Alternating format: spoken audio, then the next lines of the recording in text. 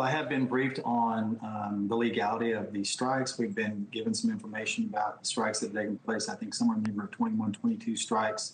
I haven't been briefed over the last, 72 plus hours, but I've had a couple of briefs on this topic. But, look, there's a lot of unconfirmed media reports swirling around out there, and I can't comment on any of that. But we have been briefed mostly concerning the legality of these strikes. Well, it's not media reporting that is, or it is media reporting, but it's not in dispute that this is the largest military buildup in that region since the Cuban Missile Crisis. Dan Kane was down in Puerto Rico today. Very unusual to make a trip to Puerto Rico to address troops like that, especially when there's that much military firepower assembled. Do you have any? Have you been given, as you're in your very important position on the Intelligence Committee, any indication at all that we're about to launch some sort of action there? No, I haven't heard anything to that effect at all. In fact, I would say that General Kane's presence there is not necessarily unusual. I think when you have that many troops in one place, it's not uncommon for high-ranking officers to go and as a morale boost to say hello to the troops, let them know that he's got their back, those kinds of things. So I don't know that there's anything unusual about that per se.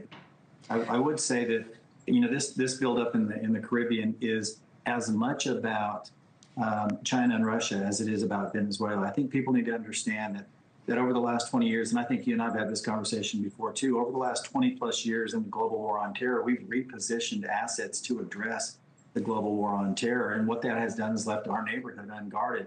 And this president is saying, we're going to change that. We're going to engage in our hemisphere. We're going to keep nefarious actors out. That includes cartels. That includes China and Russia and others, Iran, for example, that are overlapping with cartels. And so it's a whole new day under this administration with regard to securing our hemisphere. The State Department today, it finally kicked in this official designation of Venezuela's Cartel de los Soles as a foreign terrorist organization. That expands the administration's authority effective today to take action against the Maduro government.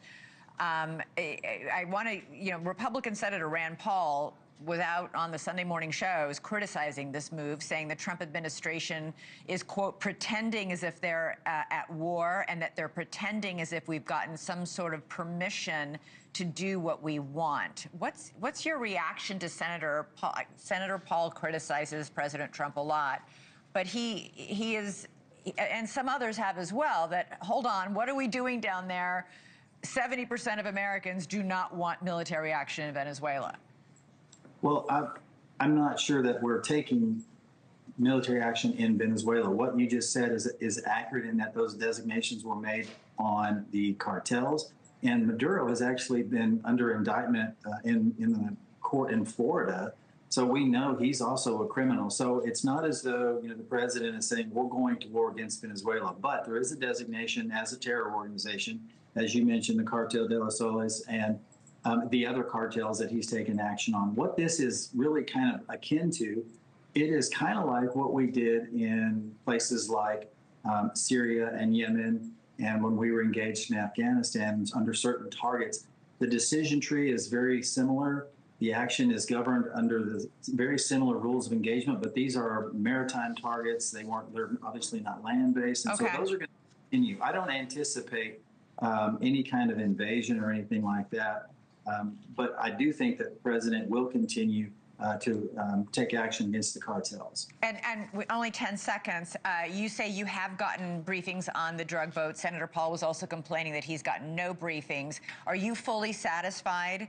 Because the administration has not made any of its proof public about what's on these boats, where these boats are going, who these people on these boats are that we're killing. Are you fully satisfied that these attacks, these strikes are legal? I am. I believe they are perfectly legal. They're in keeping with the framework that has been established on terror targets before, and I think the reporting and the intelligence on those individuals on the boats is good.